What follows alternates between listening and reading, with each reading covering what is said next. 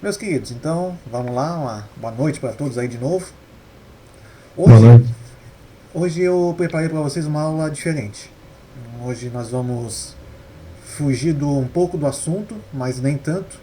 Que é o seguinte, eu tinha prometido para vocês que ia tirar uma noite para conversar sobre usina não, geração solar, né? Enquanto vocês estão ali finalizando os trabalhos de SPDA e já engatilhando o projeto final. Então hoje vai ser uma aula mais para vocês terem conhecimento de outras oportunidades que existem na área de projetos elétricos, né? Tanto também serve para predial, mas ultimamente o que tá crescendo bastante aí nesse ramo, embora seja mais da área elétrica, né? Mas não achei bem interessante para vocês conhecerem, verem que precisa, que está sendo feito. E como eu tinha um dos comentários que eu fiz, vocês vão ver agora na prática, que é o seguinte: fazer a leitura do projeto elétrico, a parte mais básica dela, né, de um projeto de geração solar. Vocês vão ver que vocês vão entender, vocês vão conseguir acompanhar o que eu vou passar para vocês. Então é isso que eu reservei agora para essa noite. E para isso, de imediato. Não, de imediato não. Eu preciso primeiro fazer uma visualização geral, mas eu trouxe um projeto real, para vocês conhecerem, de uma instalação que foi feita numa residência. Aqui em Santa Catarina mesmo, não lembro, eu só não lembro qual é a cidade agora, mas não é muito longe daqui. É porque eu lembro que era, acho que na Grande Florianópolis. Bom, depois a gente vê ali. Mostrando como é que se faz, né? A vida real, digamos assim, né? Então, antes da gente poder entrar no projeto em si, vamos dar uma visão geral, um panorama, essa palavra que eu estava buscando. Ver um panorama sobre essa parte aí de geração solar. O que é geração solar? Né? Basicamente é o que vocês devem estar imaginando como resposta, né? Colocar um painel solar no topo da residência e ele converte a energia solar em energia elétrica. É mais ou menos isso? Sim, é isso. Algumas peculiaridades que é o seguinte: na verdade, o que ela converte? O calor do Sol, né, em energia elétrica, geralmente é o que pode alguns estar imaginando, mas na verdade não. O que ele converte então? Ele converte a claridade.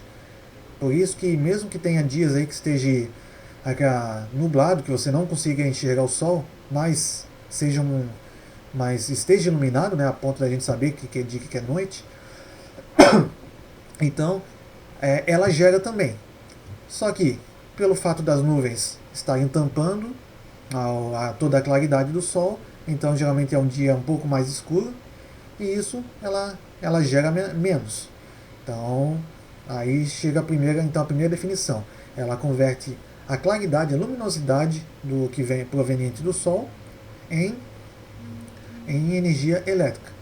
Tanto é que se vocês têm alguma coisa que, por exemplo, aquelas calculadorinhas que geralmente encontraram que ela não tem pilha e só aquela plaquinha solar, então, vai dizer, pô, ela funciona dentro do escritório, dentro da casa, vocês podem fechar a janela, não entrar nenhuma luz do sol, nenhum raio do sol, mas só a lâmpada, aquela luz acesa do quarto, da sala, da cozinha, enfim, só a lâmpada, ele já funciona normalmente. Então, isso já mostra que realmente é claridade e não a luz do sol.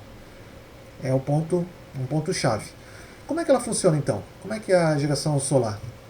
Ela funciona por. São pequenas células. É uma placa daquelas que a gente vê, eu já vou mostrar para vocês aqui. Ela é formada por células que, quando tem essa iluminação, então ela faz a movimentação dos átomos ali, onde, parecido com uma pilha normal, né, que tende então a ir do negativo para positivo, igual nossas primeiras aulas lá. Só que é muito pequeno essa quantidade de energia gerada.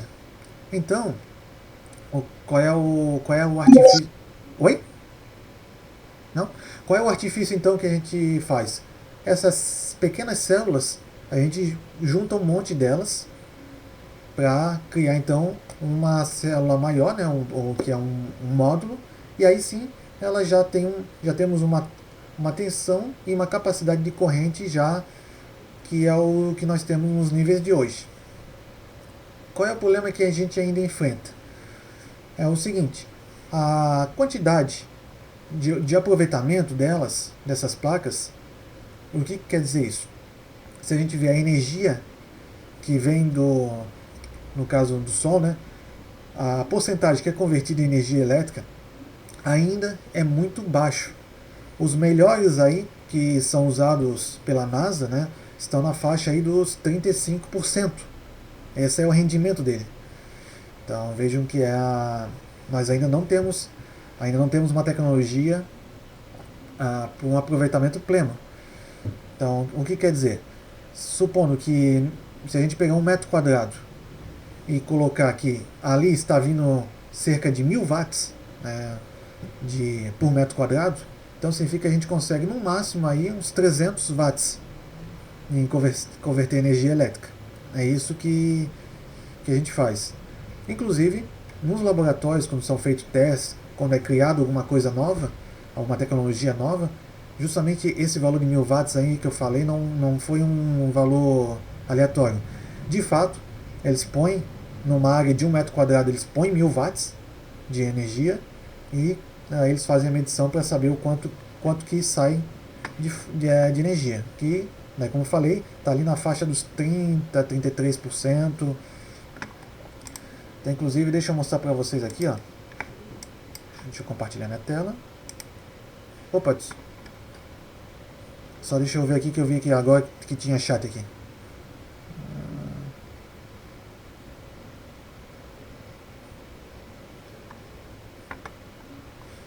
Ah, tá. Tô lendo a mensagem do Eduardo aqui. Não, beleza. Qualquer coisa. Aí cadê o Eduardo ainda já tá aí, tá. Qualquer coisa, Eduardo, como eu sempre disponibilizo a aula gravada, então daí você pode depois, se perder alguma coisa aí, pode pegar e assistir ali, tá? Sem problema. Então, gente, deixa eu compartilhar a tela aqui.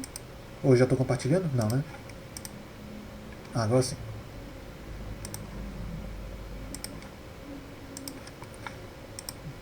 Cadê?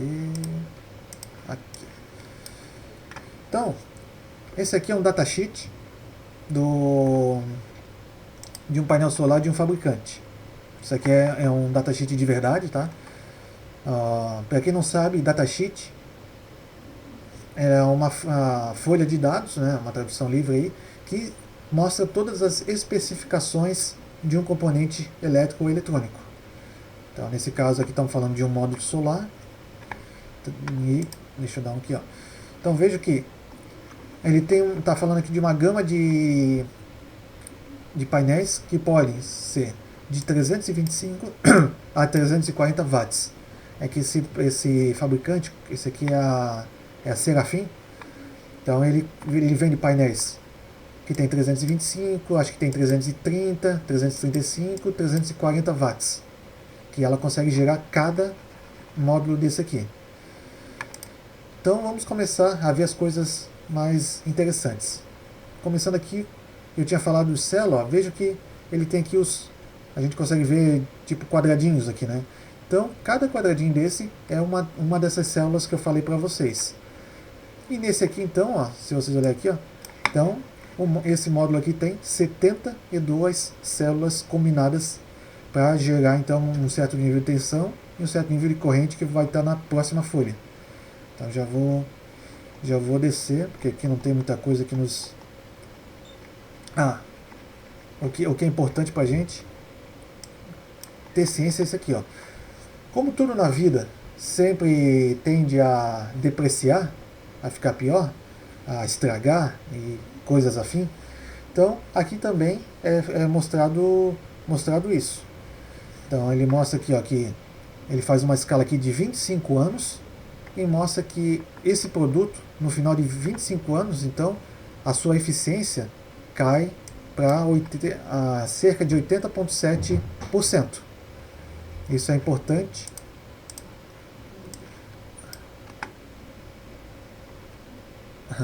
Isso é importante, então, Por quê? Existem, como a gente é um investimento um pouco elevado, né? A gente precisa ter uma ideia de como vai ser o retorno e principalmente como é o funcionamento. Então, isso aqui é levado em consideração. Inclusive, existem softwares específicos para isso e que levam isso em consideração. Então, é uma coisa bem, bem avançada nesse ponto aí de estudos. Seguindo aqui embaixo, então ele fala aqui na primeira coluna, então, são as informações úteis. E daí temos aqui uma faixa, essa faixa de coluna aqui, ó, falando do modo de 325 watts, 330 watts, 335 watts e 340 watts. E daqui para baixo, então daí é comum para todo mundo, né? Mas vejam o seguinte, vamos pegar qualquer um aqui, 330, por exemplo. Então, ó, não sei como é que é o inglês de vocês aí, mas veja aqui então, ó, potência máxima, então ele chega aqui em 330. Então nós vamos olhar essa linha aqui do STC. Aí isso aqui, o NOTC, cada um tem um significado que eu não, até pelo tempo de aula de hoje, né, não vou adentrar muito a fundo e que não é também nosso foco nessa disciplina. Então eu só vou dar as coisas mais úteis para vocês. Aqui, ó. Então, Open Circuit Voltage. O que quer dizer isso? Se vocês colocarem ele no sol e pegarem lá um voltímetro na saída dele, nas duas pontas. Claro, né? Eu não mostrei o mais importante.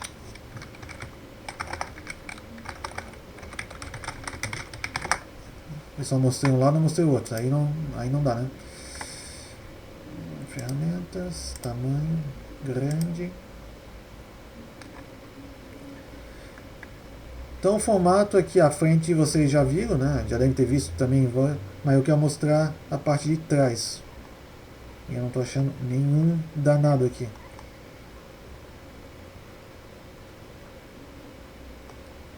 Eu ia dizer que é uma coisa fácil que se acha. Quebrei a cara.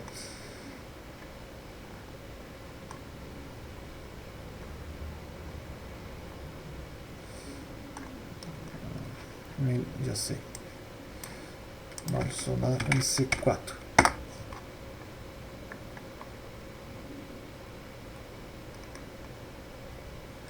Aqui. Então, se você olhando atrás de um modo solar, ele tem uma caixinha que no caso faz a concentração da saída dessas células e com dois fios, um com polo positivo e outro polo negativo. Então isso aí ele é colocado, esses cabos, num conector que a gente chama um padrão MC4, que é justamente esses dois que vocês estão vendo aqui, ó. Então temos aqui o positivo e o negativo, desculpa, o macho e a fêmea, onde o macho vem o positivo e a fêmea o negativo, que ele faz um encaixe perfeito e de forma que não haja infiltração.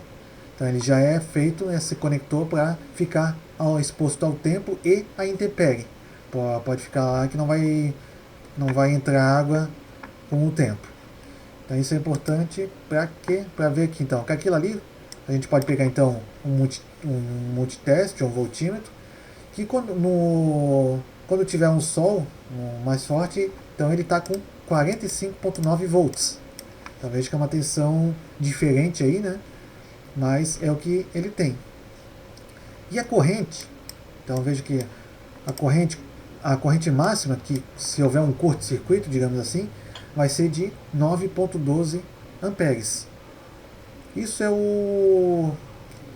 importante, então, esses dados aqui. E esse aqui, ó, máximo power voltage também, que é o 37,5. O que é isso? Que em condições normais, quando ele estiver gerando, a tensão vai estar nessa faixa aqui de 37,5 e a corrente em 8,8.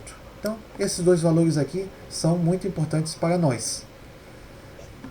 Daí o restante aqui, são informações, por exemplo, detalhes construtivos dele. Então veja que ele tem aqui,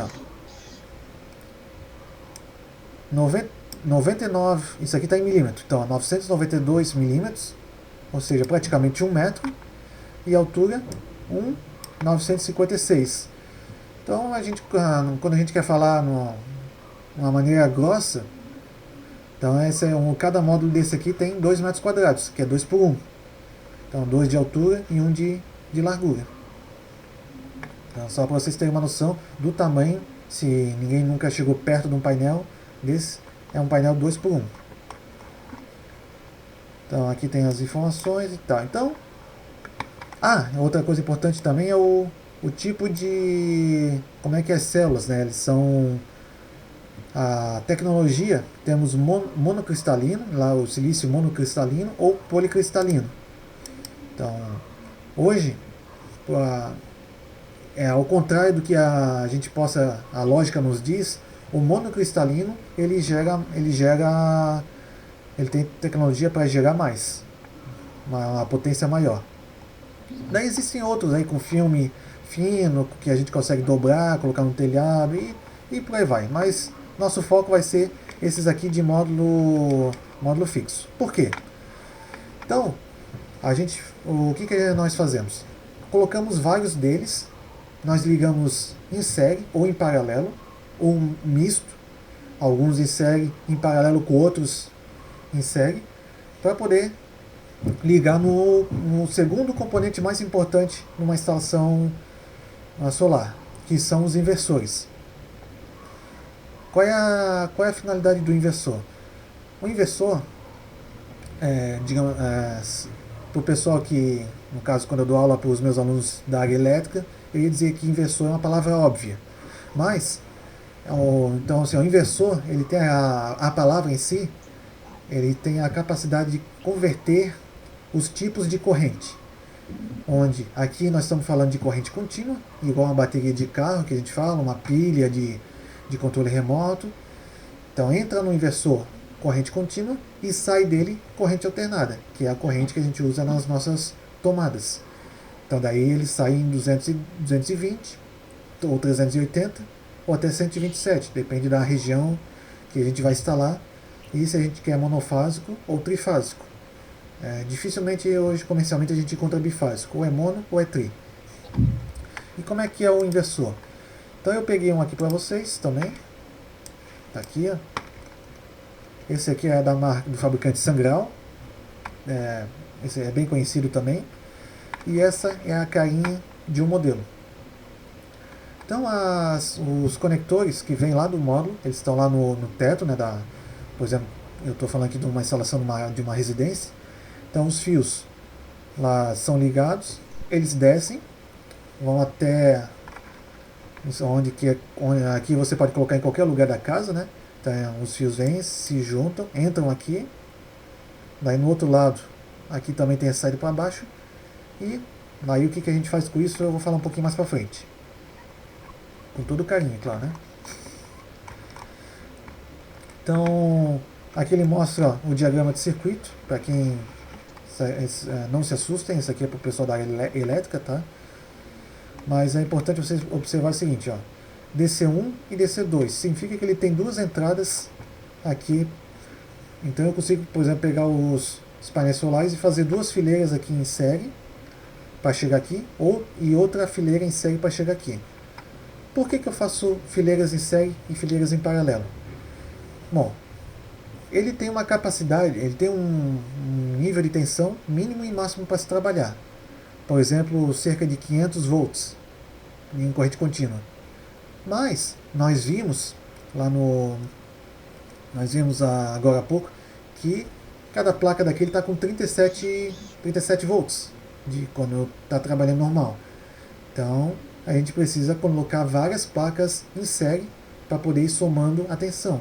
Fontes em série, eles aumentam a tensão, e quando eles estão em paralelo, eles aumentam a corrente.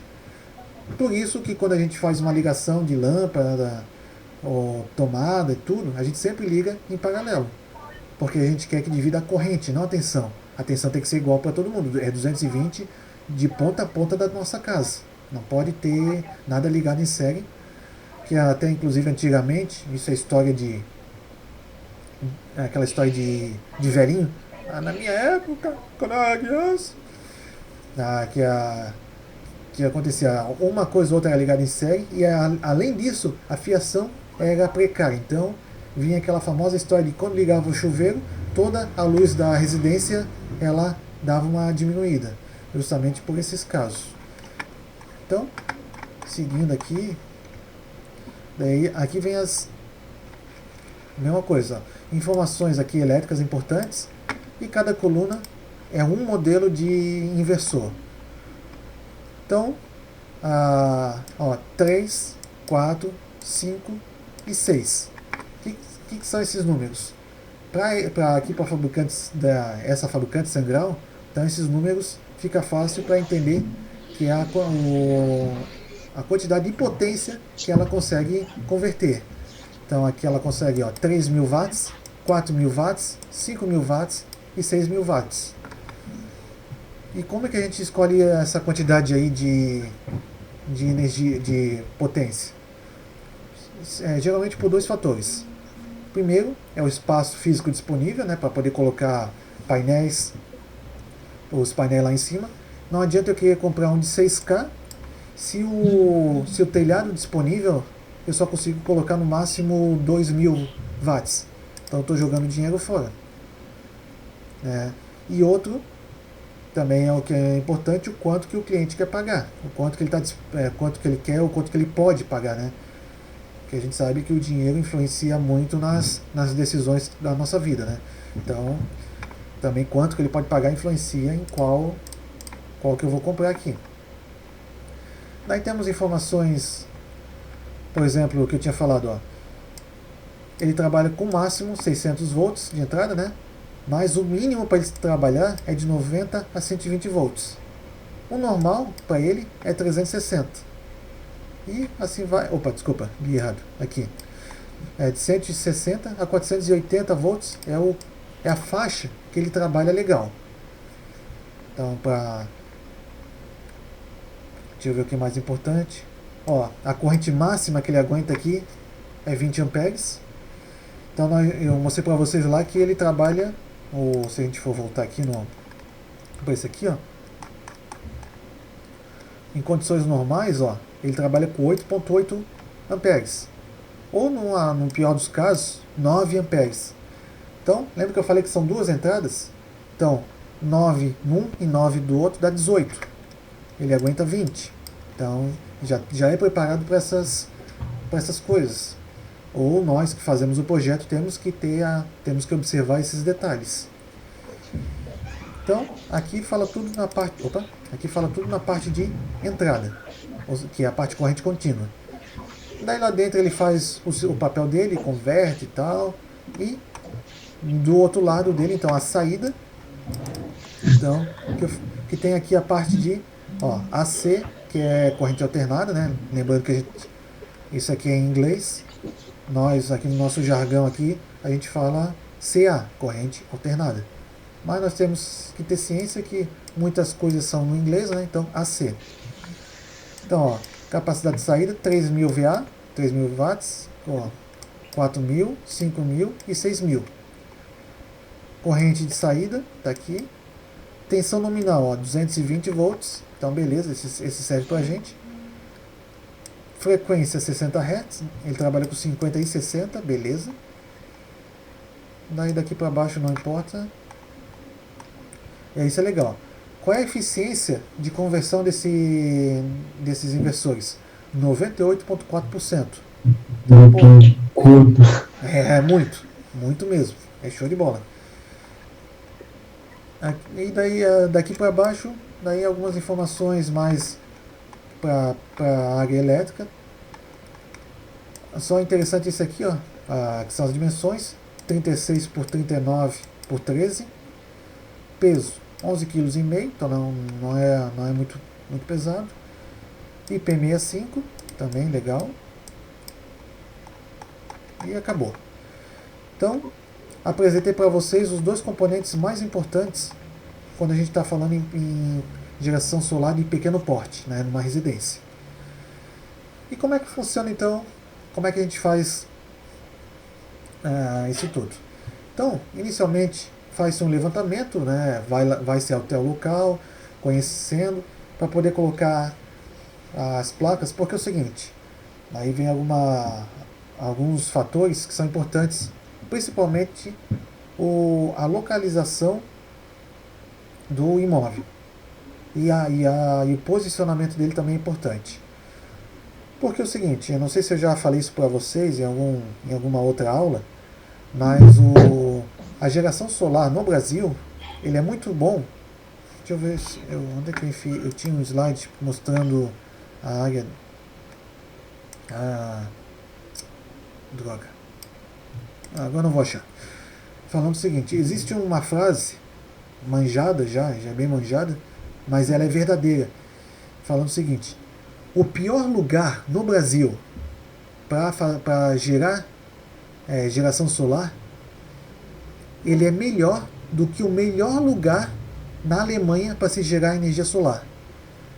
E por que a gente compara com a Alemanha? Porque a Alemanha é o país no mundo que mais usa a geração solar.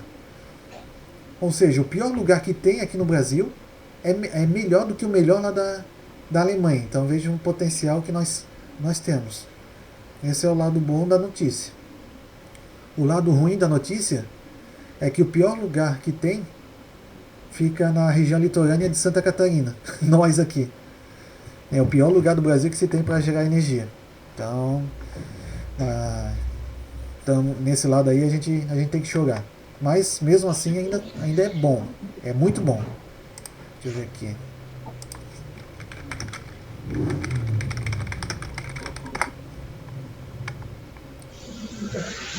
Aqui, ó, esse aqui.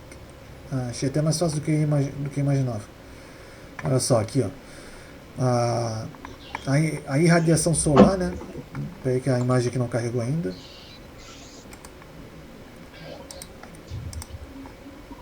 Beleza. Deixa eu carregar isso então. Bom, ele não carregou, ainda está em má qualidade aí para você, mas vocês conseguem pelo menos perceber o detalhamento de coisas, né? Então eu vejo que essa região toda aqui é muito favorável para a geração solar. E vejo que nós aqui, ó, somos os desfavorecidos. Mas mesmo assim, se vocês conseguissem ver a escala aqui, ele mostra que nós ainda somos melhor do que a Alemanha. Existe uma figura com essa comparação, que eu não estou achando aqui. E não importa também. Confie em mim. La garantia sou eu. Então, pessoal, com isso, daí nós temos que dar uma observada também.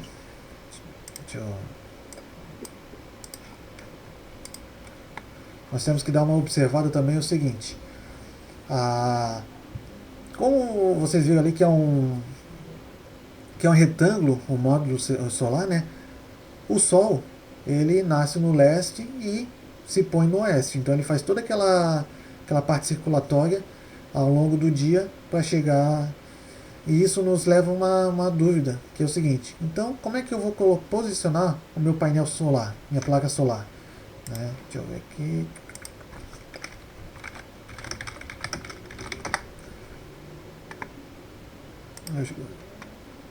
Opa, painel solar sono, né? Posição.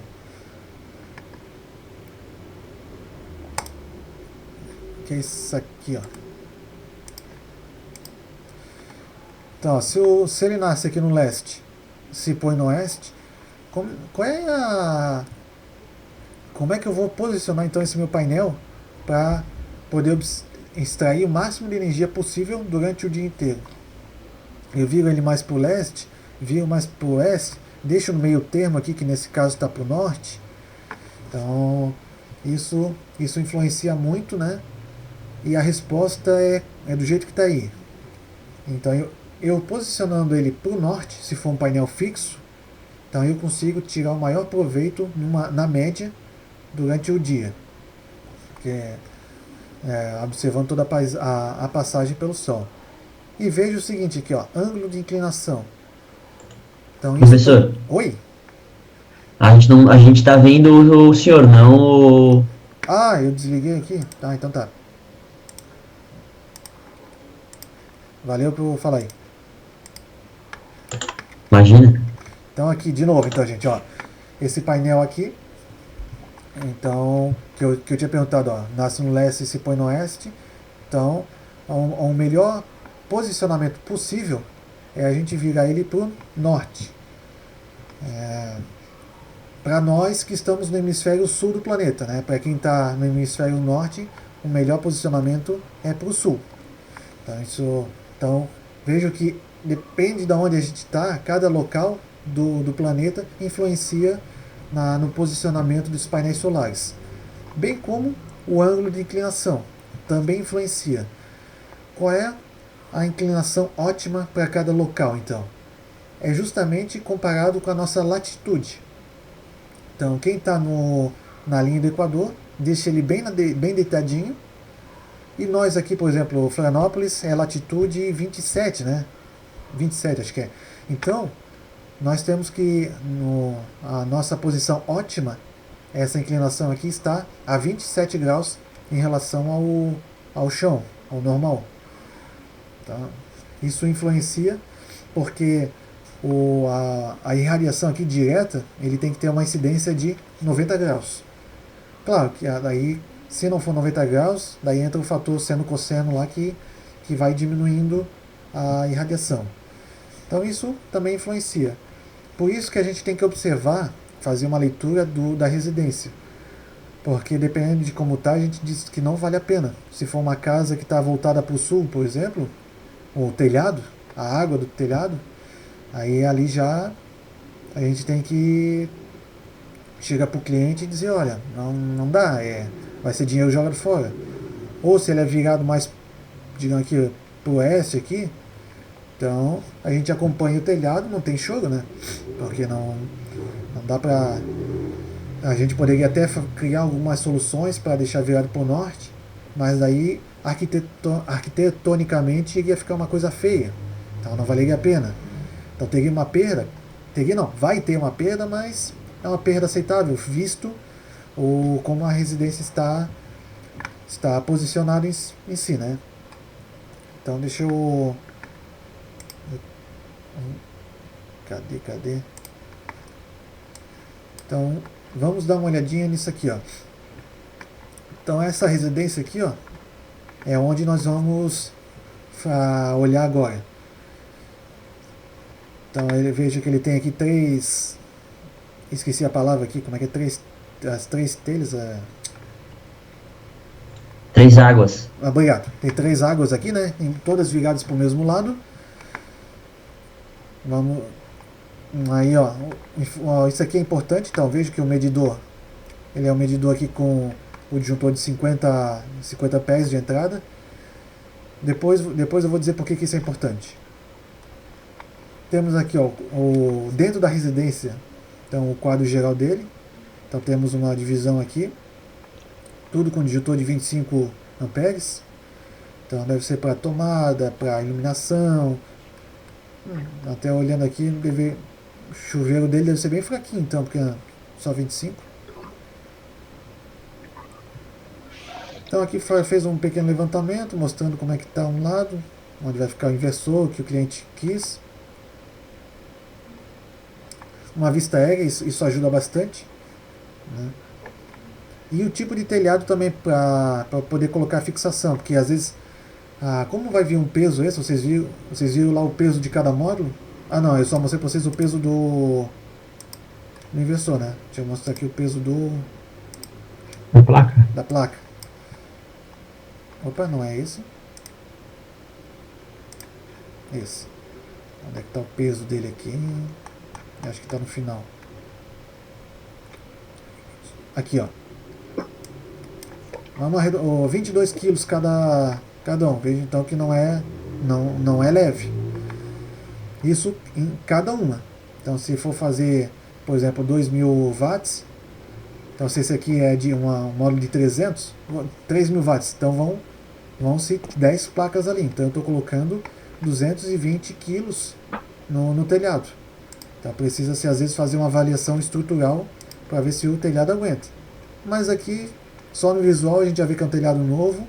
Os caibros e terças aqui estão tudo direitinho. Então beleza, esse aqui vai aguentar. Aqui só está faltando para a gente uma informação para que lado fica o norte. Geralmente a gente recebe isso, né? Para saber, por exemplo, aqui, ó, se vai ser colocado só numa água, nas duas águas, ou a quantidade que vai ser colocada, né? Inclinação do telhado, também é importante ver a inclinação. Estrutura do telhado já mostrei para vocês. Faltou. Geralmente se recebe para saber que lado fica o norte, né? Senão, viram que essa informação aqui, por exemplo, se o norte for para cima aqui, então veja que é uma coisa bem ruim aqui. Ele só ia pegar, por exemplo, a gente até poderia colocar nas duas águas, só que uma água ia gerar mais de manhã e a outra durante a tarde. Então teria uma parte compensatória, legal. Mas cada caso é um caso.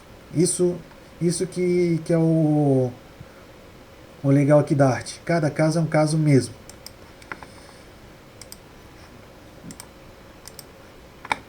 Então, aqui ó, recebemos um... Então esse é o projeto elétrico. Então, vamos ver aqui, ó.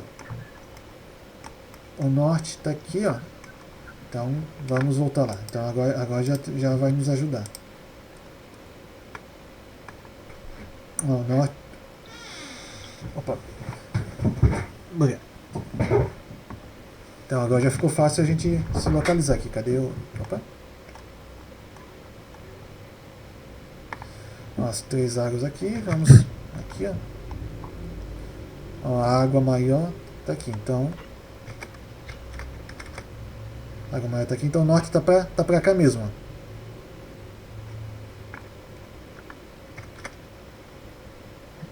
Então, o que aconteceu? Então, como eu falei, tínhamos possibilidade de colocar de um lado aqui que vai se gerar de manhã e outra tarde. E vejam que é um telhado que tem uma vasta área aqui disponível. Então, qual foi o limite aqui? Foi o que foi... Cadê aqui? Ui, já estou deixando vocês tontos aí, né? Então o limite aqui foi realmente o que foi contratado. Foi contratado para 3.000 watts. Esse foi o limite. 3.000 watts vai dar aqui corrente. Então, aí vocês já sabem de cabeça a lei de Ohm agora, né? P é igual a V vezes I. Então, 3.000 watts aqui dividido por 220. 13 vai dar uma cerca aí de 13 amperes, né? Por que a gente faz essa conta? Porque existe um limite máximo para se colocar numa residência. Por exemplo, mesmo que fosse vamos pensar assim, que fosse uma mansão e o cara fosse muito rico e dissesse, pode entupir o meu telhado de módulo solar. Existe um limite por lei ou por concessionária, que no nosso caso Santa Catarina aqui, o limite qual é? É o máximo do padrão de entrada. O que quer dizer isso?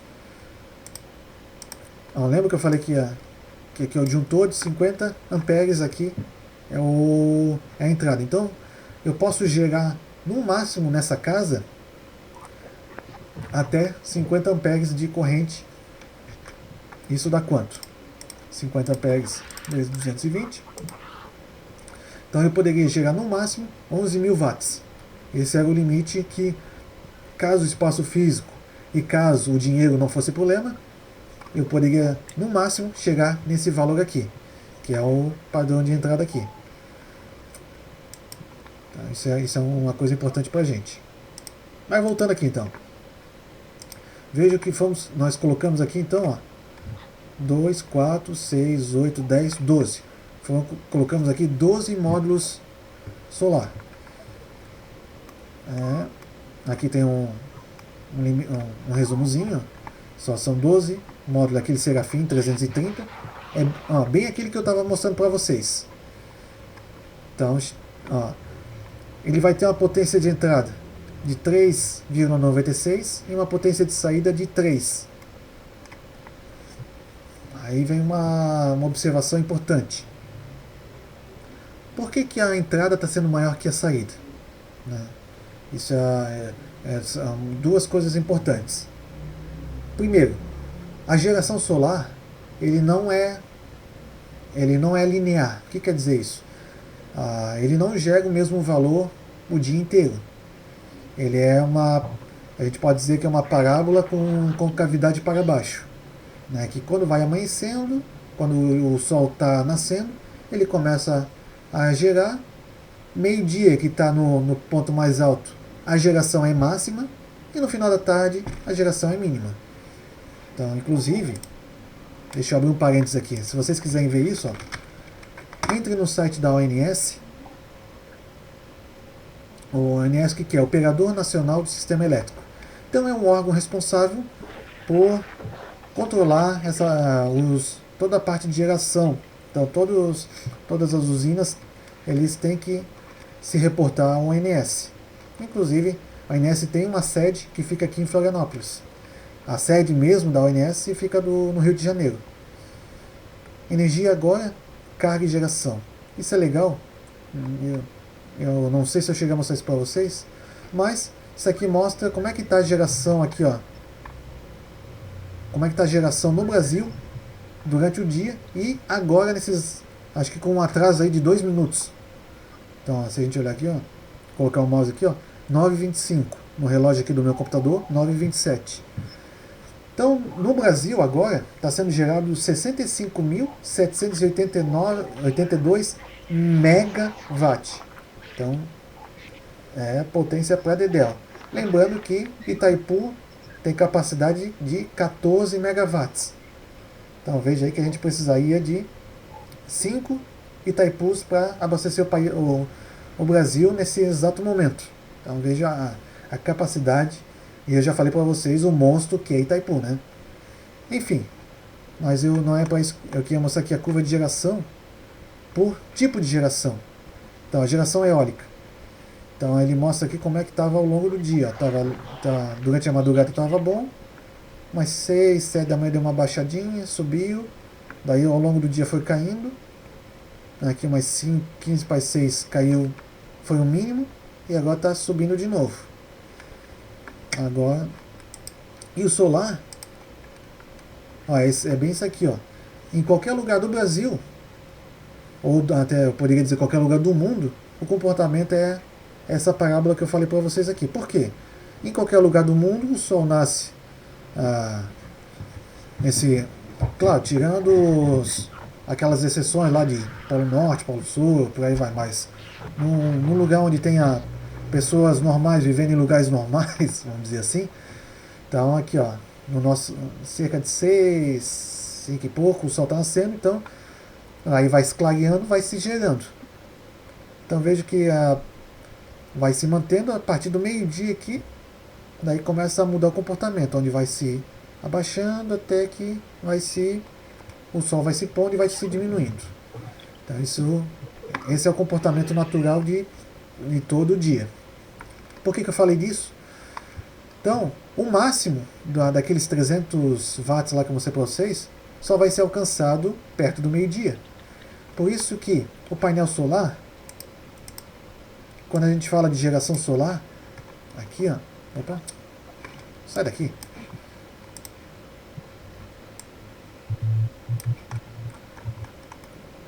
A unidade, cadê?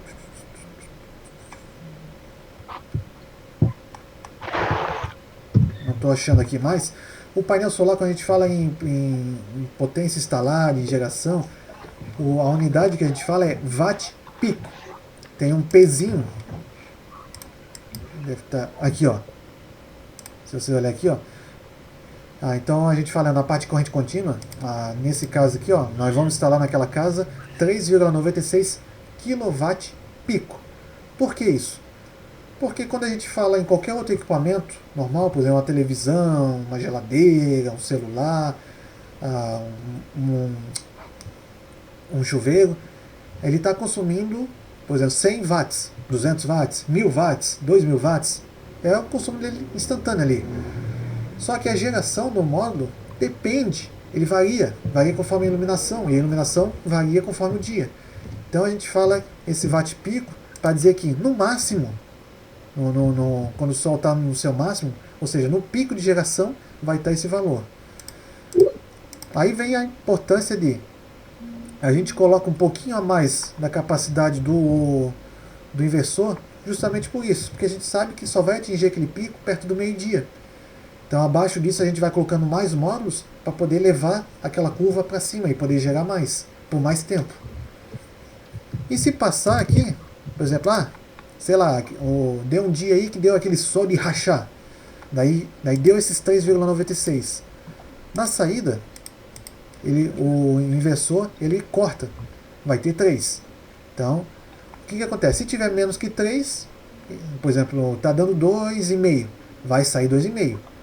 2, vai sair 2. 1,5, vai sair 1,5. Ou se deu mais, agora 3,5, vai sair 3. Ele limita naquele valor. Isso é importante. Porque daí a gente sabe que as proteções lá, você já viu que disjuntor, fusível, o fio, a fiação, tudo, a gente tem que saber qual é a potência instalada para calcular a corrente e tudo vai lá. Igual vocês viram naquele Excelzinho. Então, beleza, a gente sabe que no máximo aqui vai ter 3.000 watts. Então, deixa eu ver aqui. Acabei até... aqui, ó. Itajaí. Então, isso aqui vai ser lá uma rua lá em Itajaí. Então, visto isso, gente. Deixa eu ver. Aqui. Então, aqui só alguma... daí aqui é uma área que... Aí essa folha aqui é mais... Aí vocês gostam mais. Que é a parte aqui mostrando, então, estruturas metálicas. Nesse caso, como são telhas de cerâmica, né? Telhas francesas. É francesa essa aqui? Não. Essa é a telha de cerâmica. Não, como é que é? Telha francesa. Essa telha é... Todas as telhas aí que são cerâmicas. Só esqueci o nome dessa telha. Mas como é que vai fazer a parte de fixação, então, daqueles módulos? Então temos todo o parafuso aqui que vai atravessar a telha. Então ele tem a parte aqui de impermeabilização com o... Cadê o... Tem um detalhe aqui melhor. Aqui, ó. O parafuso com... hoje estou esquecendo Esqueci o nome disso aqui para impermeabilizar aqui e evitar que esteja infiltração aqui. Mas Silicone? Oi? Tipo um silicone? É tipo um silicone. Não, é um anel de vedação. Anel de vedação. Boa, show de bola. Aí o silicone, até que foi falado ali, por vezes a gente também, depois que instalou, a gente faz uma aplicação de silicone aqui também para reforçar essa vedação. E o material aqui então é todo inoxidável, né? Vai ficar ao tempo. Aí temos todo, então aqui o perfil, onde no caso são dois, aqui ó. Então vejo que tem aqui os dois perfis aqui, onde vão ser colocados então os painéis aqui em azul aqui. Então temos os dois painéis. Aqui vocês podem ver as terças, né, para ter uma ideia do posicionamento.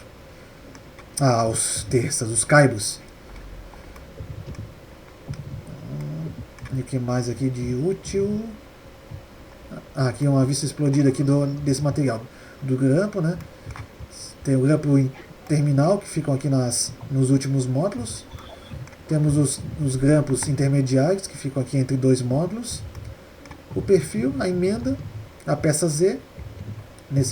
Para esse tipo aqui usa as peças C, mais o parafuso prisioneiro. Então essa é a parte aqui, então, o desenho. Agora a parte elétrica. Então vamos ver como é que é o projeto elétrico dele em si. Então tá aqui. Então o que acontece? Esse símbolo aqui, ó, é o símbolo mais universal que se usa para designar um módulo solar. Então veja aqui que vai de 0,1, 1 a 1 até 1 a 12. Então nesse caso temos 12 módulos aqui que são ligados em série. De novo, por que em série? Porque como são a gente viu lá 34, 37 volts cada um, Então, 37 vezes 12, então dá cerca aí de 450 volts. E nós vimos que o cidadão lá, aqui ó, o 13 aqui ó, ele funciona de 160 a 480 volts. Né? Então nós já estamos, o nosso lá vai dar 450, beleza, está dentro da faixa que ele trabalha aqui. Então por isso que nós colocamos 12 em segue. Então a marca lá da trina tal, 330, os 12 são ligados. O positivo de um liga no negativo do outro, depois o positivo do próximo vai no negativo, positivo, então isso que é uma ligação em série, tá? E eles vêm aqui para a gente chama de string box. Então agora é uma novidade aqui. Imagine o seguinte, antes de ligar no inversor propriamente dito, como eu falei para vocês, precisa ter toda uma proteção, um disjuntor, ou um fusível, alguma coisa assim. Então, ele é conectado. Deixa eu pegar um projeto aqui.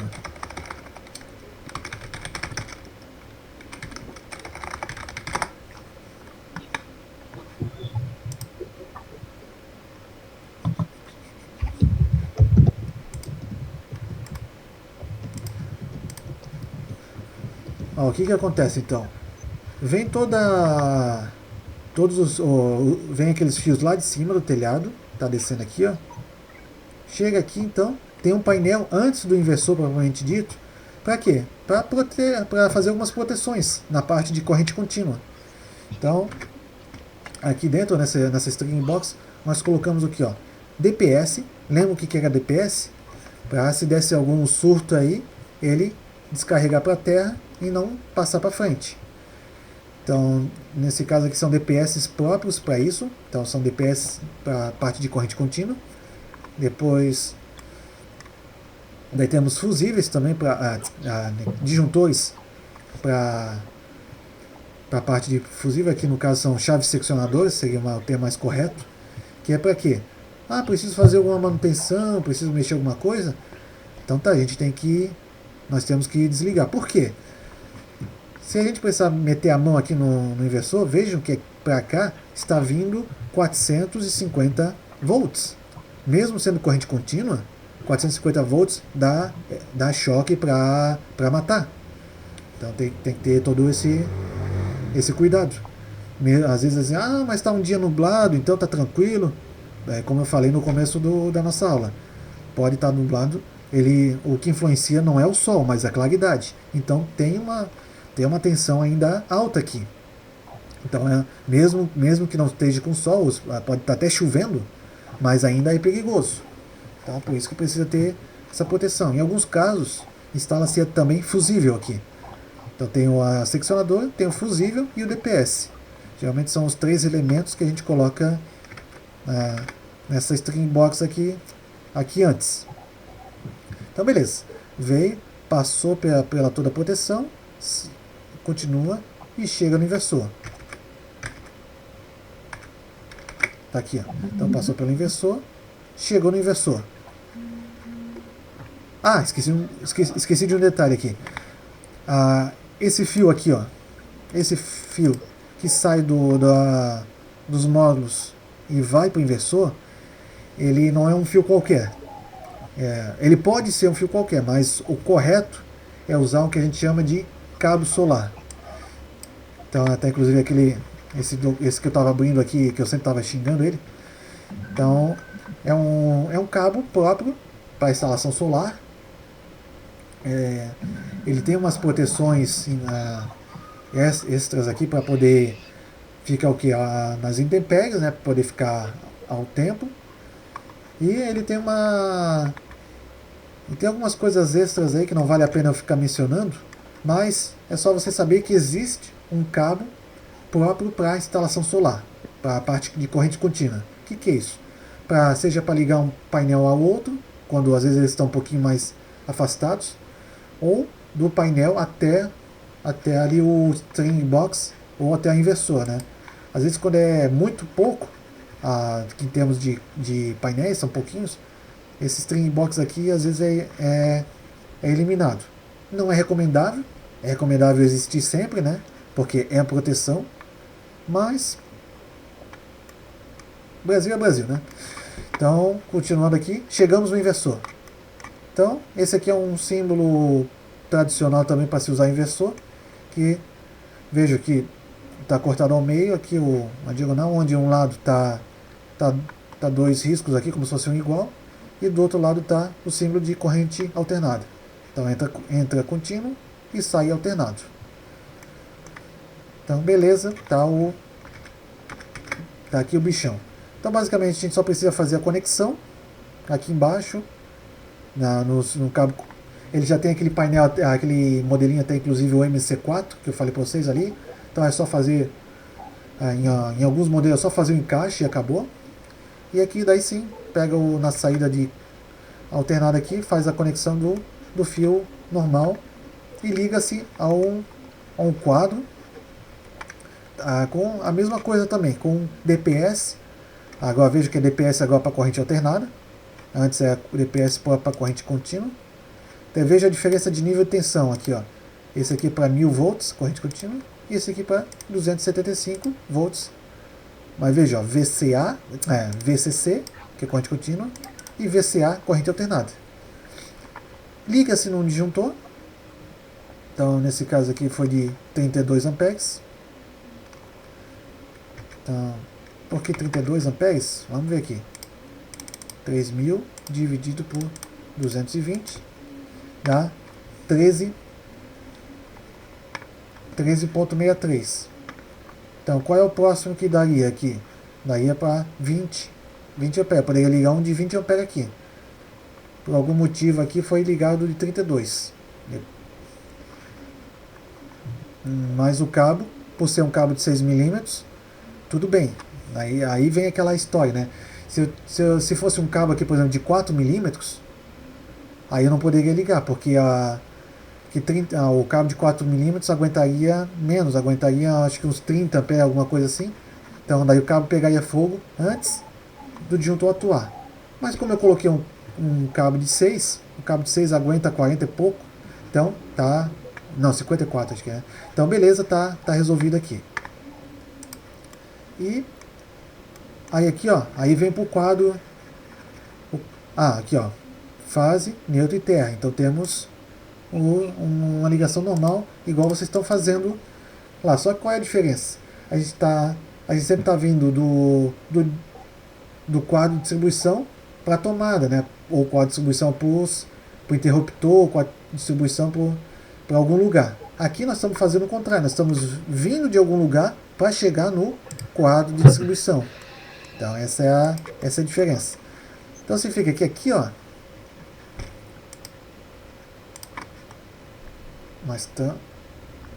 aqui, ó, nós temos então os disjuntores já existentes. O que nós vamos ter que fazer? Nós vamos ter que colocar mais um aqui. Ó, vejo que tem espaço. Ainda tem aqui os... não sei se vocês conseguem ver o meu mouse aqui. Peraí. Vou colocar a mãozinha. A mãozinha vocês conseguem ver. Então vejo que aqui, ó, tem espaço para colocar mais disjuntores ainda. Então esse aqui tá legal. Em algumas casas já está entupido de disjuntor aqui. Daí não dá para fazer mais nada. Tem que colocar mais um painel. Mas como esse está legal, a gente simplesmente coloca um disjuntor aqui de 32, que é o que a gente viu aqui, ó, 32, ligado ao barramento principal lá de dentro. E aqui carga são todos aqueles outros disjuntores que vocês acabaram de olhar. E ele vai para onde? Lá para o padrão de entrada, que tem aquele de 50 amperes. Então vocês viram que 50 amperes trifásico, beleza. Então, se é trifásico, tem 3 fases e um neutro. E aqui 3 fases e neutro, fechou. Então tá tudo. E com isso, e daqui para cá, então, isso aqui é isso aqui é um medidor novo, bidirecional. O que quer dizer um medidor bidirecional?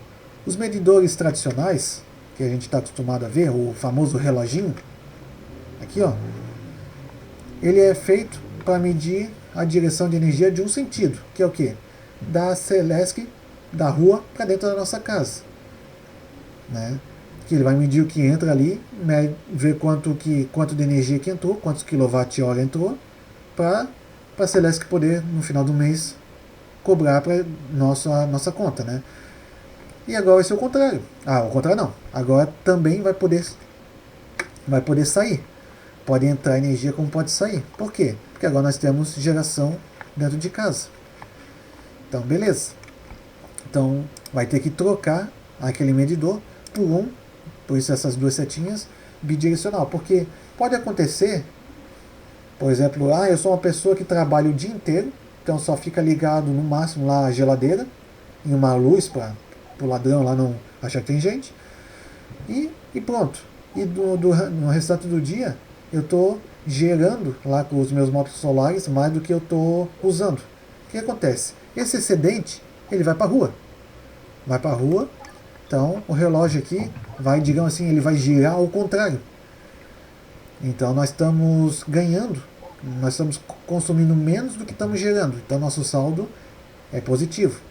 Isso o que acontece? É feito um abatimento na nossa conta. E o que vai acontecer no final do mês?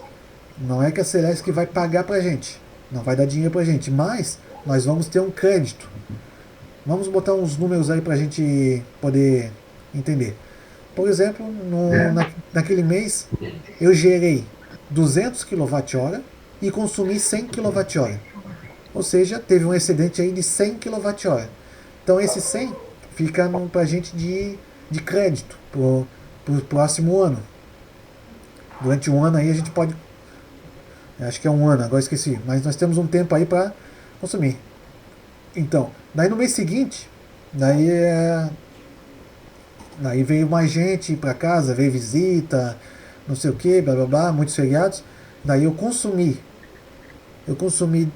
200 kW e gerei 100. Então agora eu fiquei com um saldo de 100 negativo, né? Que eu tenho que pagar esse 100. Só que eu já tinha 100 do mês passado, então abateu. Então significa que o que eu gerei foi o mesmo que eu consumi, então a conta vem praticamente zerada, só paga aquele mínimo lá por lei. E assim vai, então sempre tem esse... Oi? Tá, ele chega a ser cumulativo, assim, eu achei que era só no mês. Não, se tu excedeu, tu não paga nada, se tu deveu, tem que pagar. Exatamente. Achava que era assim. Resumir-se bem. Tu paga então? Se tipo, tu fica devendo lá, tu paga. Não fica no abate outro mês que sobrou. O que acontece é o seguinte, existe um mínimo que mesmo, por exemplo, eu desliguei o disjuntor geral, então eu não consumi nada. Não gerei e não consumi nada. Então eu tenho que pagar uma chamada taxa de disponibilidade. É uma taxa que a gente tem que pagar, que é dependendo do nosso tipo de entrada. Por exemplo, se for monofásico a nossa casa, eu vou pagar 30 kW, mesmo que eu não consumi nada, isso eu pago. Se for bifásico eu pago 50, e se for trifásico eu pago 100 kW, mesmo que eu não consumi. Se eu consumir, por exemplo, 60 kW eu pago 100, 70 pago 100, 100 pago 100, 110 aí eu começo a pagar 110, 120. Isso é uma, digamos assim, uma coisa à parte. E se eu gerei mais do que eu consumi, então aquilo vai me dando crédito. E é acumulativo. Então se eu passei 2 meses fora, tive que viajar a serviço, então eu gerei mais do que consumi, aquilo ali vai me favorecendo. Quando eu retornar, daí que eu vou consumindo, vai abatendo daquele saldo que eu tive. Então isso é... E tem outra coisa também que é legal. Se, por exemplo, eu tenho 2 casas, duas residências, né, que estão no meu nome, por exemplo, uma casa na praia e tem a minha casa aqui onde eu estou falando com vocês. Então eu coloquei lá na casa da praia, porque é praia, tem sol, não tem nenhuma sombra, então beleza, está gerando lá. Então por estar no mesmo CPF, no meu CPF que eu pago, então eu posso abater da minha outra casa, que é aqui. Estou gerando lá na praia, mas ele abate também da minha conta daqui onde eu estou falando com vocês. Isso que é outra coisa bem show de bola, que quem tem dois 2 ou mais imóveis, isso também é um fator de barganha para convencer o cliente a instalar a placa solar. Esse é o futuro, então. Já, no futuro, não, isso é presente. Isso já. Digo, a tendência é cada vez mais o pessoal. Sim, sim. O ruim é o custo inicial, né? E não é tão acessível assim, né? Perfeito. Então, ainda estamos nessa fase e já está barateando bastante, né? Já estamos colocando em casas pequenas aí, porque já barateou e ainda está vindo algo chamado microinversor, então que vai ser mais barato ainda do que os inversores, né? Daí numa casinha pequena aí, até a pessoa de baixa renda já vai poder colocar também, e isso ajuda bastante. Porque o que a gente pode fazer também? Existem duas possibilidades. Uma é essa aqui, né? De tu colocar para fora para gerar. Ou tu pode colocar num banco de baterias e ir acumulando para usar durante o dia ou durante a noite, né? Ou quando falta luz. Então tem essa possibilidade também. Ah, tá. É isso que eu ia perguntar. Tipo, se tu quisesse reservar um pouco dessa energia captada durante o dia, se era possível. Então, eventual falta de uma queda de energia, uma troca de rede, tu sabe que naquele dia não vai ter luz em casa, aí tem a tua reserva ali. Mas aí tem um porém. Porque na norma que temos agora, tu só pode ou uma coisa ou outra. O que quer dizer isso? Tu só faz a instalação para poder ter um banco de baterias, né? Para ficar. Ou seja, o que tu vai ligar não pode vir da Celesc. Né? Tu tem que fazer uma fiação, tem que mudar a fiação. Né? Ou Sim. desse jeito aqui que tu pode ligar para a rua. Por que Ah, isso? tá. Até porque que a lei fala isso? Vamos pensar o seguinte, aqui na rua, aqui, ó, vamos pensar bem na frente dessa casa aqui. A Celesc vai fazer uma manutenção, vai trocar um transformador, ou um para-raio que quebrou, bom, não importa o motivo, vai ter um cara que vai vir aqui e vai mexer, vai trabalhar. Né? Então o que eles fazem? A Celesc geralmente manda uma mensagem para toda a rua e fala, no dia tal vai ter um desligamento programado. Né? Então, beleza, chegou aquele dia, desligou, daí o cara vai subir aqui para mexer. Só que desse jeito aqui, né, aí tá gerando energia, o que ele vai fazer? O inversor vai jogar para fora, porque tu está consumindo menos, né? Ele joga para fora aqui, então o que vai acontecer? O cara que está trabalhando aqui, ele pode levar um choque. E isso já aconteceu bastante antigamente. Então hoje existe o próprio inversor, ele vem com uma tecnologia embutida, que é obrigatória em todos, que é o chamado anti-ilhamento, que é justamente isso. Se faltar luz aqui na rua, o inversor desliga. Se ele perceber que não tem luz aqui, ele vai desligar e pronto. Então, daí tem gente que fala o seguinte, então quer dizer que no meio aí do dia, alguma coisa, se falta luz, para que eu vou ter geração solar? Se ele vai desligar. Então aí vem um estudo, né, dizendo, para que tu quer fazer essa geração solar? Para baratear a tua conta, né, para vir para. Então eu posso jogar na rede. Então significa que hoje em dia está cada vez mais difícil faltar luz na casa, né? Nós estamos, as redes estão mais evoluídas, tá? Então isso não chega a ser nenhum problema, porque tu vai ficar 1 hora, 2 horas, 3 horas sem luz durante um mês inteiro. Então isso não é mais problema. E se porventura. Algo quando alguém bate no poste. Tem isso também. Semana passada fizeram aquela estrada nova da Vargem Grande ali. Aí deixaram um poste, tiveram a capacidade de deixar um poste bem no meio da pista. E uma descida numa curva ainda. Eu pensei, já vão arrancar aquele poste. Não deu outro. Semana passada arrancaram. Resumindo, ficamos aqui acho que uns 2 dias sem luz. Tipo, 4 horas num dia e 4 horas no outro. Acho que 4 horas eles arrumar e no outro dia eles foram trocar o poste, acho. Sei lá o que foram fazer. Esses postes bêbados aí são ruins. Daí tu tocou num tema bem legal. Daí, em comunidades mais afastadas ou rural, o que acontece? não existe essa parte daqui para cá, não tem, né? O que ela faz? Então tem o quadro aqui, e esse quadro é ligado então num outro quadro à parte, que a gente escolhe o que a gente quer que essa iluminação ela ponha. No geral, é, uma iluminação externa na casa, porque daí tu pode pôr num banco de baterias, chamado até bateria, tem uma espécie de bateria extra, bateria extra, uma bateria específica para a geração solar, que a gente chama de bateria estacionária. O que é isso? É uma bateria parecida com aqueles de caminhão, que é, para quem nunca viu, a bateria de caminhão é parecida com a bateria de carro, só que mais comprida. E daí, porque ela retém por mais tempo a energia. Daí dá para iluminar durante a noite ou ligar coisas pequenas. Dá para ligar uma televisão, dá para ligar um carregador de celular, né? Ou até uma geladeira por um tempo bem prolongado. Isso é feito bastante. Até um lugar que se vende muito esse tipo de geração, o termo é on-grid e geração off-grid. On-grid é esse primeiro que eu passei para você aqui, que é ligado na energia da Celesc. E off-grid, que fica num banco de baterias à parte. Aí eu estou dizendo, onde que se vende muito essa parte de off-grid? É mais rural mesmo.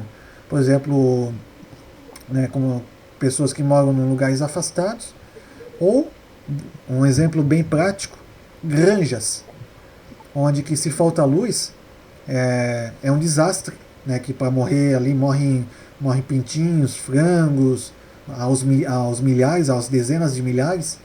Então, com isso, daí as baterias conseguem manter a ventilação ligada durante um bom tempo, né, algumas horas, umas 2, 3 horas, né, até dando tempo para retornar a energia normal.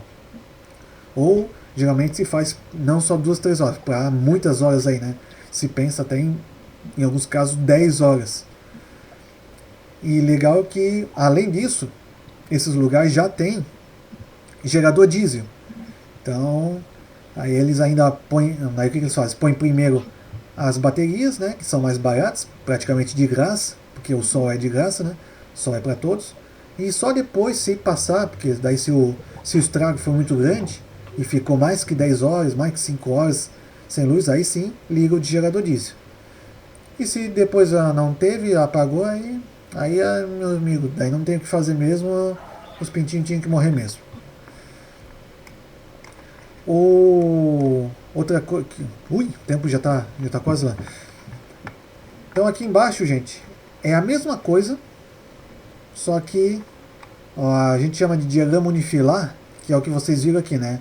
Que é um fio só mostrando por risquinhos aqui, a gente mostra fase, neutro, terra, né? E existe o diagrama multifilar, que é esse embaixo aqui, mostrando todos os fios, como é que é feita a ligação. Então, o fio do positivo, aqui o vermelhinho, o fio negativo, o pretinho. Então, se vocês veem, DPS, na verdade, são 3.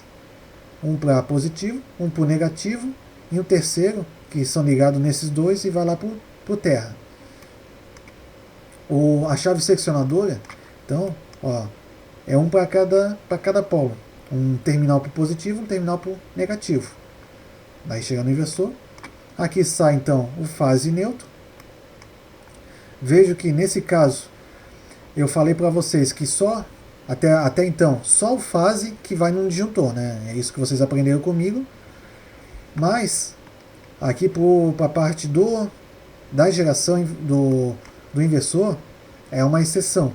Então a gente precisa de um disjuntor bifásico aqui, que vai tanto positivo quanto negativo, em cada um vai num polo do disjuntor. Então tem que ser um disjuntor de 2 polos. E já no quadro geral, não, daí vai o normal, só o fase vem no disjuntor e o neutro vai lá no barramento do neutro. Então, e aqui, então a fase RST tem os 3 fios para cada fase, o azulzinho para o neutro, o aterramento, o neutro aterrado, vem aqui, vai para as caras e do mais, como vocês tinham visto. Então aqui daí tem as informações, uma legenda, que é importante. Deixa eu ver o que mais aqui. Isso aqui eu já falei para vocês. Então vamos para a próxima folha aqui.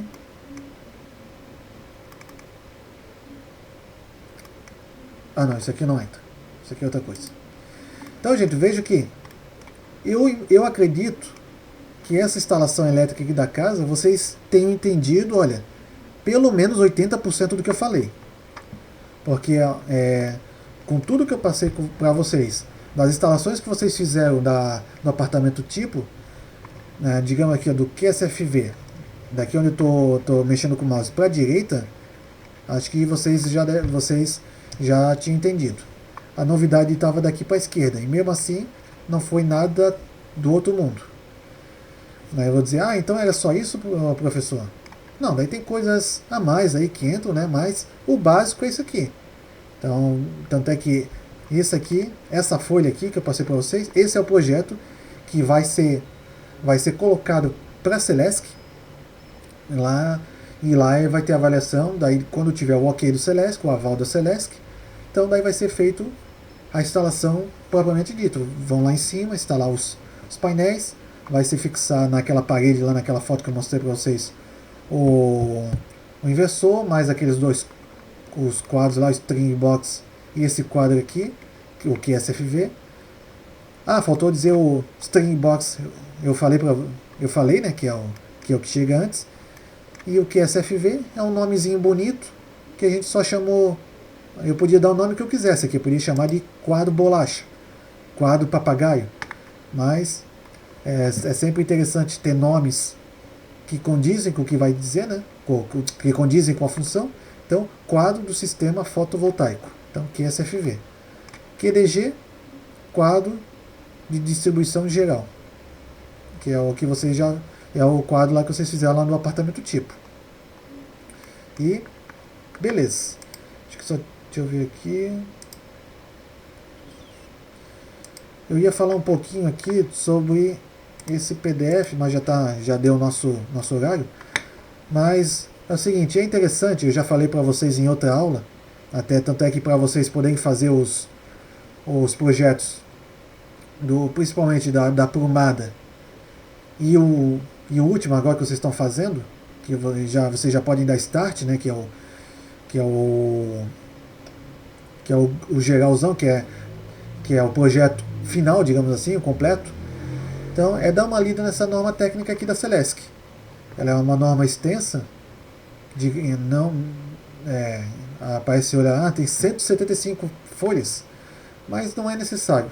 Semana que vem eu vou dar uma passada de olho com vocês sobre nessa norma aqui, e também vou conversar com vocês então sobre, eu vou corrigir, vou mandar para vocês a plumada já corrigida. O SPDA vocês vão estar me entregando, acho que semana que vem, foi isso que a gente combinou. Se não foi, estou com a cabeça agora, não estou lembrando das datas, mas nós vamos conversar sobre o que nós vamos fazer na partir da aula que vem até a última aula. E vai. Então essa foi uma aula diferente aí, para vocês verem que um projeto elétrico, né, embora vocês estejam olhando um projeto elétrico de prédio, mas isso que eu mostrei para vocês poderiam colocar, por exemplo, no topo do prédio lá, poderia colocar uma geração solar. Para quê? Para diminuir a conta do condomínio. Então, o pessoal do condomínio poderia fazer um rateio, né, que é tudo no prédio, no condomínio é rateado, na verdade, né, caso de despesa lá do condomínio. Eles poderiam investir numa geração. Não, Matheus, não é a nossa última aula, não. Ainda temos mais, se eu não me engano, eu falei semana passada, acho que nós temos ainda mais algumas. Agora eu não estou lembrado. Mas dá uma olhadinha na nossa aula lá, passada, na gravação, que lá eu vi com vocês o que tinha. Sinceramente eu não estou lembrado agora quantas aulas nós temos. Até por causa do Covid, eu ainda vou ver certinho como é que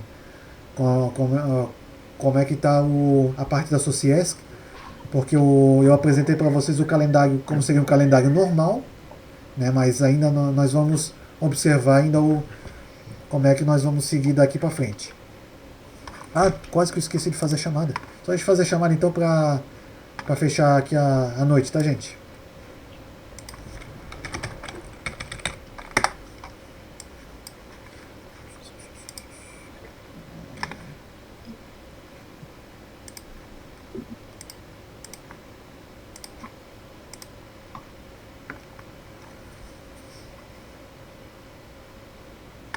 porque no calendário de semanas... então, Marcelo, então acho que era alguma coisa disso aí que eu tinha conversado com vocês, que eu não tô lembrado, né? Que realmente, se é isso, né, se a gente for manter isso como estava antes, vocês só tem as duas entregas, eu já dei o start, né, o SPDA, e o projeto final, que é o quê? Corrigir tudo que a gente fez para trás, junto com o memorial descritivo, que eu vou passar para vocês. O memorial descritivo não é nenhum bicho de 7 cabeças também. Basicamente eu vou dar um modelo e vocês vão seguir aquela receitinha de bolo ali. E tchau e benção.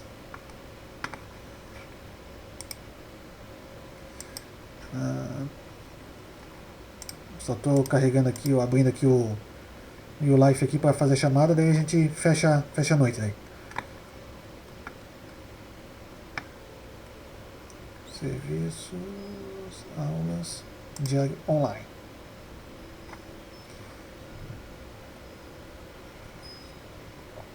E outra coisa, gente. Se eu não falei, vou falar agora, mas eu acho que eu acho que eu falei semana passada com vocês também. Provavelmente pode ser que provavelmente pode ser não, provavelmente vai aparecer para vocês que sábado, talvez da semana que vem, ou alguma data assim que não seja uma sexta, vocês tenham uma aula comigo.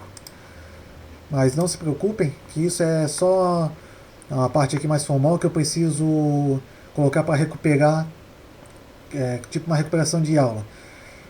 Essa recuperação seria uma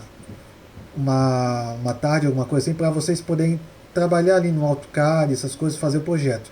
Mas como todo mundo se saiu bem e está indo bem, então não há essa necessidade, então só vai ser uma coisa mais burocrática que eu vou estar colocando, tá? Então não se assustem se parecer, a aula com o professor na quarta-feira ou num sábado. Não se preocupe quanto a isso, tá? Então deixa eu ver aqui, chamada aqui, Diogo, tá ali, Emerson, ou Eduardo não. Pô, a primeira foto do Eduardo.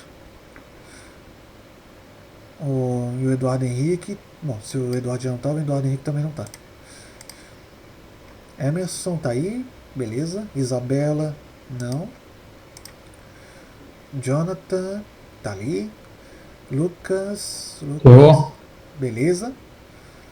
Lucas tá ali também. Opa, Lucas, cadê? Eu vi o Lucas, não? Não, confundi, o Lucas não tá. Lucirene tá aí, beleza. Maria Helena tá aí, legal.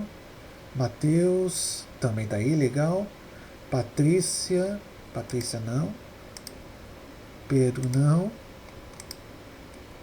Sheila também não. Stefani também não. Salvou. Meus queridos, então espero que tenham gostado dessa aulinha diferente aí, pelo menos vocês terem uma ideia para quando olharem agora uma casa com geração solar, terem uma noção de o que tem ali dentro.